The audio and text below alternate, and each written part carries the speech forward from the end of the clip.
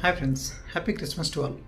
So ఈరోజు మనం మన బ్రెయిన్లో ఉండే హెవీ బ్యాగేజ్, చిరాకు, యాంగ్జైటీ, డిప్రెషన్, మనం గతంలో జరిగిన జ్ఞాపకాలు, అనవసరమైన విషయాలు ఇవన్నీ మోస్తూ ఉంటాం, మనతో పాటు క్యారీ చేస్తూ ఉంటాం.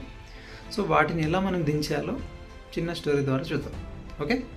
సో యాక్చువల్లీ అడవిలో సాధువులు ఉంటారు కదా, మునులు, ఒకప్పుడు ఋషులు.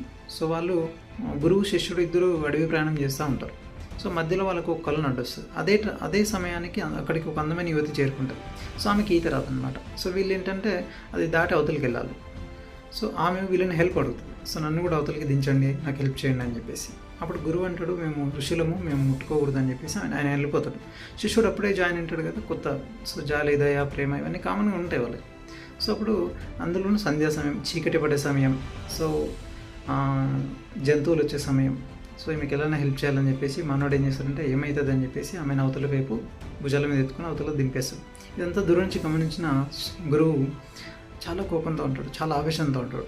సో గురువు ఆయన సరిసమానంగా నడిచి వెళ్తూ ఉంటే అప్పుడు ఆయన అడుగుతాడు, ఎందుకు ఆమె నువ్వు ఎత్తుకున్నావు అని చెప్పేసి. సో నేను దించి చాలాసేపు అయిందండి, మీరే మీ బ్రెయిన్లో మోస్తున్నారు, మీరు దించండి ఫస్ట్ అని చెప్పేసి అంటాడు. అంటే మనం కూడా మన బ్రెయిన్లో ఎన్నో మోస్తూ ఉంటాం. అవన్నీ మనం ఎప్పుడైతే వదిలేస్తామో, ఎప్పుడైతే క్లియర్ చేస్తామో అప్పుడే మనం ఫ్రీ అవుతాం. నెక్స్ట్ ఇంకో దాని మీద ఫోకస్ చేయగలుగుతాం. అవునా కదా? So I hope you understand the story. Thank you. Bye.